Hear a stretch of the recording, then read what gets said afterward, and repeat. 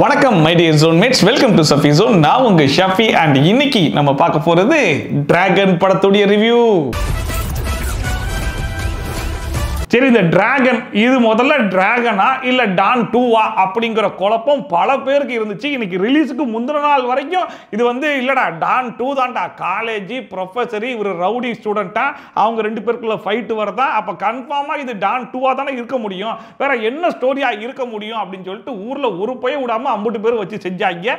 ஏன் மொட்டை மாடி பார்ட்டின்னு கூப்பிட்டு உட்கார வச்சு சிறப்பா எந்த அளவுக்கு அஸ்வத் மாரிமுத்தை செய்ய முடியுமோ அந்த அளவுக்கு டான் 2 தானே டான் 2 தானேன்னு கேட்டு அந்த நொந்தே போற அளவுக்கு வச்சு செஞ்சாங்க. அப்ப வரைக்கும் அந்த மனுஷன் வாயை திறக்கவே இல்லை. மக்களுக்கு எக்ஸ்பீரியன்ஸ் கெட்டற கூடாதுன்னு சொல்லிட்டு எல்லாத்தையும் சைலண்டா கேட்டுட்டு அது டான் 2னு மறைச்சிட்டாங்க. 10% காமிச்சிருக்கேன், மீதி 90% நீங்க தியேட்டர்ல போய் பார்த்துக்கோங்கன்னு சொல்லிட்டு கான்பிடண்டா உட்காந்துருந்தாப்புல. எங்கேயாச்சும் மாட்டிடுவாரு அப்படிங்கிற மாதிரி தான் நினைச்சுக்கிட்டு இருந்தேன். பட் மனுஷன் தப்பிச்சிட்டாப்புல. அவர் சொன்ன மாதிரி டான் 2 படத்துக்கும் இந்த டிராகன் படத்துக்கும் எந்த விதமான சம்பந்தமும் கிடையாது. அது வேற, இது வேற. அது உங்களுக்கு சொன்னா புரியாது சார். டிராகன் இந்த படத்துல யாரெல்லாம் நடிச்சிருக்கான்னு சொல்லி பாத்தீங்கன்னா, ஹீரோ கேரக்டர்ல பிரதீப் ரங்கநாதன் அண்ட் ஹீரோயின்ஸ் மொத்தமா 3 ஹீரோயின்ஸ். ஒன்னு அனுபமா பரமேஸ்வரன், ரெண்டாவது லயடு லோகர் அப்படிங்கிறவங்க, மூணாவது சர்ப்ரைஸ் ஹீரோயின் ஒன்னு, அது நம்ம பேரை ரிவீல் பண்ண வேணாம். என்ன சைட் அடிக்கறியா? ட்ரெஸ்ல நீ ரொம்ப அழகா இருக்க. அண்ட் அது போக நிறைய கேரக்டர்ஸ் நடிச்சிருக்காங்க. நம்ம ஜிவிஎம், நம்ம மிஸ்கின், கேஎஸ் ரவிக்குமார், அப்புறம் விஜய் சித்து, ஹர்ஷத் கான், ஏன் இந்த படத்துடைய டைரக்டர் ஆகிய அஸ்வத் மாரிமுத்து கூட ஒரு கேரக்டர் பண்ணியிருக்காப்ல. ஆனா ஒரு தப்பு பண்றதுனால லைஃபே மாறுது. அந்த தப்பு பண்றது தப்பே இல்ல. அண்ட் இந்த படத்துல ஒரு பிரேக்கப் சாங் ஒன்று வருது, ஏண்டி விட்டு போன அப்படிங்கிற மாதிரி. அந்த பாட்டை யாரு பாடியிருக்காங்கன்றது எல்லாருக்கும் தெரிஞ்ச விஷயம் தான். நம்ம சிலம்பரசன் அவர்கள் தான் பாடியிருக்காங்க. அண்ட் அந்த பாட்டுமே தியேட்டர்ல பார்க்கறதுக்கு ரொம்பவே நல்லா இருந்துச்சு. அண்ட் டிராகன் படத்துடைய மியூசிக் டைரக்டர் லியன் ஜேம்ஸ், இவருமே இந்த படத்துக்கு என்ன தேவையோ அதை ரொம்ப சிறப்பாகவே கொடுத்திருக்காப்புல. படத்துக்கு தேவையான எமோஷன்ஸை மியூசிக் மூலமா கரெக்டாகவே கன்வே பண்ணியிருக்காப்புல. டிராகன் படத்துடைய ஒன்லைன் என்னன்னு சொல்லி கேட்டீங்கன்னா, ஸ்கூல் வரைக்கும் நல்லா படிச்சுட்டு இருக்கிற ஒரு பையப்புல, நீ நல்லவனா இருந்தா வேலைக்கு ஆகாதுன்னு சொல்லி சொன்ன உடனே பேட் பாயா மாறி காலேஜில் முழுக்க ரவுடிசம் மட்டுமே பண்ணி 48 அரியரை வச்சு எனக்கு படிப்பே வேணான்னு தூக்கி எறிஞ்சிட்டு அதுக்கப்புறம் வேலை வெட்டிக்கும் போகாம பிரேக்கப் ஆனதுக்கு அப்புறமா நான் வேலைக்கு போறேன்னு முடிவெடுத்தா கூட நான் குறுக்கு வழியில போய் தான் வேலையை வாங்குவேன்னு சொல்லிட்டு முழுக்க குறுக்கு வழியிலேயே ஒருத்தன் போயிட்டு இருந்தான் அப்படின்னா அவனுடைய வாழ்க்கை எங்க போய் முடியும், அவன் எப்பேற்பட்ட சம்பவத்தெல்லாம் மீட் பண்ண வேண்டியதா இருக்கும் அப்படிங்கிறத ஒரு நல்ல மெசேஜோட சொல்லியிருக்காப்ல அஸ்வத் மாரிமுத்து. 48 பேப்பர் அரியர் வச்சவன் எவனுமே இல்லல்ல. சரி, முதல்ல நானே இருந்துட்டு போறேன். படத்துடைய மிகப்பெரிய பாசிட்டிவே படத்துடைய காஸ்டிங் தான். படத்துல நடிச்சிருந்த எல்லாருமே சூப்பரா நடிச்சிருந்தாங்க. எஸ்பெஷலி பிரதீப் ரங்கநாதன், அவருடைய ஆக்டிங் லவ் டுடேல பார்த்து பாராட்டாத ஆளே இல்லைன்ற அளவுக்கு செமையா பாராட்டினாங்க. அதே டைப் ஆஃப் பெர்ஃபார்மன்ஸ் தான் இந்த படத்துலயும் தேவைப்பட்டிருக்கு அப்படிங்கிறதுனால ஆக்டிங்ல எந்த குறையும் சொல்ல முடியாத அளவுக்கு மனுஷன் பின்னி பெடல் எடுத்திருக்காப்புல. அண்ட் நிறைய ஃப்ரேம்ல அந்த மனுஷனை பார்க்கும்போது அப்படியே தனுஷை பார்க்குற மாதிரியே இருக்குதுங்க. ஃபர்ஸ்ட் சீன்லயே நல்லா கன்ஃபியூஸ் ஆயிட்டேன், இது பிரதீப்பா இல்ல தனுஷா, யாரா அது அப்படின்னு சொல்லிட்டு. அண்ட் அந்த ஒரு சீன்ல மட்டும் கிடையாது, நிறைய சீன்ஸ்ல நீங்க பார்க்கும்போது இது பிரதீப்பா இல்ல தனுஷா அப்படிங்கிற கன்ஃபியூஷன் உங்களுக்கே வர அளவுக்கு அப்படியே ஒரு லுக்கலைக் கேரக்டராகவே இருக்காப்புல. எனக்கு இப்போ 48 பேப்பர் முடிக்கிறதுக்கு இன்ட்ரெஸ்ட் டைமும் இல்லை. எனக்கு இப்போ உடனே சக்ஸஸ் சொல்லலாம். அண்ட் பிரதீப்பை பொறுத்த வரைக்கும் அவருக்கு படம் மட்டும் நல்லா அமைகிறது கிடையாதுங்க, படத்துல ஹீரோயின்ஸும் வேற லெவல்ல அமைஞ்சிடுறாங்க. அந்த மாதிரி இந்த படத்துலயும் அனுபமா பரமேஸ்வரன் அண்ட் கயடு லோகர் அப்படின்னு சொல்லிட்டு 2 ஹீரோயின்ஸ், அவங்க தான் ஃபுல் லென்த்தா வருவாங்க. நீ எவ்வளவு லவ் பண்றேன்றது உன் கேஸ்ல காட்டு. அண்ட் தேர்டா ஒரு ஹீரோயின் இருக்காங்க, அவங்க சர்ப்ரைஸ் எலமெண்ட், அது இப்போ சொல்ல முடியாது. அண்ட் இவங்க 2 பேரும் பெர்ஃபார்மன்ஸ்ல பின்னி பெடல் எடுத்துட்டாங்க. அண்ட் அதை விட 2 பேரும் ஃப்ரேம்ல பார்க்கும்போது அவ்வளவு அழகா இருக்காங்க. எப்பா பிரதீப் நீ கொடுத்து வச்சோம் தாயா அப்படிங்கிற மாதிரி சொல்லணும்னு தோணுது. அண்ட் அது மட்டும் இல்லாம 2 ஹீரோயின்ஸ் கூடயும் லிப்லாக் வேற, அதெல்லாம் பார்க்கும்போது கொஞ்சம் வயிற்றெரிச்சலா தான் இருந்துச்சு. அண்ட் இந்த படத்துடைய ஹீரோ இன்ட்ரோடக்ஷன் கூட ஆடியன்ஸ் சைடுல பெருசா எந்த விதமான ரெஸ்பான்ஸும் இல்ல. ஆனா விஜய் சித்து அண்ட் ஹர்ஷத் கான் இவங்க 2 பேரோட இன்ட்ரோக்கு ஆடியன்ஸ் சைடுல பயங்கரமான ரெஸ்பான்ஸ், தியேட்டரே கொண்டாடினாங்க. அதை பார்க்கும்போது அஸ் யூடியூபரா நமக்கு ரொம்ப சந்தோஷமா தான் இருந்துச்சு. அண்ட் வழக்கமா இந்த மாதிரி கொஞ்சம் ஃபேமஸான ட்ரெண்டிங்கான யூடியூபர்ஸ் எல்லாம் படத்துல யூஸ் பண்றாங்க அப்படின்னா அப்படி லைட்டா ஊர்கா மாதிரி தொட்டுக்கிட்டு பாத்தீங்களா இவங்களும் இந்த படத்துல இருக்காங்க, வாங்கோ வாங்கோ அப்படிங்கிற மாதிரி சொல்லுவாங்க இல்லையா. பட் இந்த படத்துல அஸ்வத் மாரிமுத்து அதுக்கு அப்படியே ஆப்போசிட்டா இவங்க 2 பேரையும் நல்லாவே யூஸ் பண்ணிருக்காங்க. ரெண்டு பேருக்கும் நல்லாவே ஸ்கிரீன் ஸ்பேஸ் வந்து கொடுத்திருக்காங்க. எஸ்பெஷலி விஜய் சித்துவை விட ஹர்ஷத் கானுக்கு சூப்பரான ஒரு ரோல். அந்த ரோலை பார்க்கும்போது நீங்களே பயங்கரமா என்ஜாய் பண்ணுவீங்க. இன்னும் சொல்லணும் அப்படின்னா செகண்ட் ஹாஃப்ல தான் பயங்கரமான காமெடிலாம் இருந்துச்சு. அதுல நிறைய காமெடி வந்து ஹர்ஷத் கானுடைய காமெடி தான். அவருடைய காமெடி எல்லாமே ஒர்க் அவுட் ஆயிருந்துச்சு. ஆடியன்ஸ் சைடுல எல்லாருமே அவ்வளோ சிரிச்சு அவ்வளோ என்ஜாய் பண்ணாங்க. அண்ட் ஆல்ரெடி சொன்ன மாதிரி ஹர்ஷத் கானுடைய கேரக்டர் வந்து ரொம்ப இன்ட்ரெஸ்டிங்கான ஒரு கேரக்டர். அது என்னன்றது இப்போ ரிவீல் பண்ண முடியாது, நீங்களே தியேட்டர்ல பார்த்து என்ஜாய் பண்ணிக்கோங்க. பட் விஜய் சித்து வந்து ஹீரோவுடைய ஃப்ரெண்ட் கேரக்டரா வராப்ல, அவர் கொடுத்த கேரக்டரை சூப்பராகவே பண்ணியிருந்தாப்ல.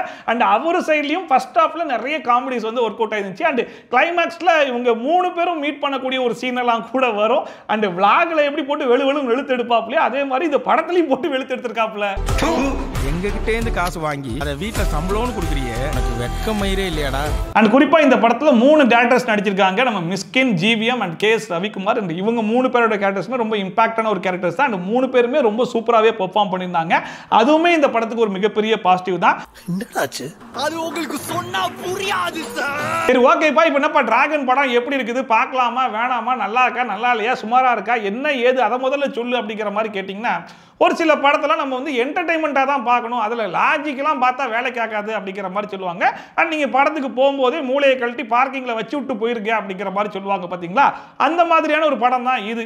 குறிப்பாக ஃபர்ஸ்ட் ஹாஃபில் வந்துட்டு என்னது, சரி ஓகே நம்ம லாஜிக் பார்க்கக்கூடாதுல, என்னடா இது லாஜிக் பார்க்கக்கூடாது, சரி ஓகே சரி லாஜிக்கே பார்க்கக்கூடாது அப்படிங்கிற மாதிரி நம்ம எவ்வளோதான் கட்டுப்படுத்தினாலும் என்னடா கொஞ்சம் ஓவராக போறீங்களடா அப்படிங்கிற மாதிரிலாம் ஒரு ஃபீல் கொடுக்கத்தான் செய்யுது. அதுலேயும் நம்ம விஜய் சித்து ஒரு காமெடிக்காக ஒன்று சொல்லுவாப்புல, சரி ஓகேப்பா நீ தூங்கி கனவு காணு, ஒரே பாட்டில் பணக்காரன் ஆயிடலாம் அப்படின்னு சொல்லிட்டு, அதுக்கு வந்து காமெடி நல்லா இருக்குல்ல அப்படின்னு சொல்லி சிரிச்சு முடிச்சா அது காமெடி இல்லை, அதுதான் நிஜம் அப்படின்னு சொல்லிட்டு அடுத்த சீன்லேயே ஒரு பாட்டில் பணக்காரன் ஆக்குறாங்க. அதெல்லாம் பார்க்கும்போது சரி ரைட் என்ன நடக்குதுன்னு பார்ப்போம் அப்படிங்கிற ஒரு ஃபீல் தான் வந்து கொடுத்துச்சு. இந்த மாதிரி உங்களை நீங்களே அழிச்சுக்காம லைஃப்ல சக்சஸ்ஃபுல் ஆகிற வழியை பாருங்க. ஸோ ஃபர்ஸ்ட் ஹாஃபை பொறுத்த வரைக்கும் எனக்கு எப்படிப்பட்ட ஒரு ஃபீல் கொடுத்துச்சு அப்படின்னா, என்னடா இது படம் நல்லா இருக்கும்னு சொன்னாங்க, இப்படி போயிட்டு இருக்கு, கொஞ்சம் குழப்பமா இருக்கு, சுத்தமாக லாஜிக்கும் இல்லை, இதுக்கப்புறம் படத்தை எப்படி நகட்டி கொண்டு போறாங்கன்னு ஒன்றும் புரியலையே அப்படிங்கிற ஒரு குழப்பத்தெல்லாம் செகண்ட் ஹாஃப்ல வந்து உட்கார்ந்தேன். பட் செகண்ட் ஹாஃபை பொறுத்த வரைக்கும் நம்ம ஹர்ஷத் கானுடைய என்ட்ரி வந்ததுக்கு அப்புறமா ஹர்ஷத் கான் அண்ட் பிரதீப் ரங்கநாதன் இவங்க 2 பேருடைய combo through out the movie வந்து டிராவல் ஆகும். அண்ட் இவங்க 2 பேருடைய காம்போ பயங்கரமா ஒர்க் அவுட் ஆயிருந்துச்சு. நிறைய காமெடிக்கு தியேட்டர்ல அப்படி ஒரு ரெஸ்பான்ஸ், எல்லாரும் விழுந்து விழுந்து சிரிக்கிற அளவுக்கு நிறைய காமெடிகள்லாம் இருந்துச்சு.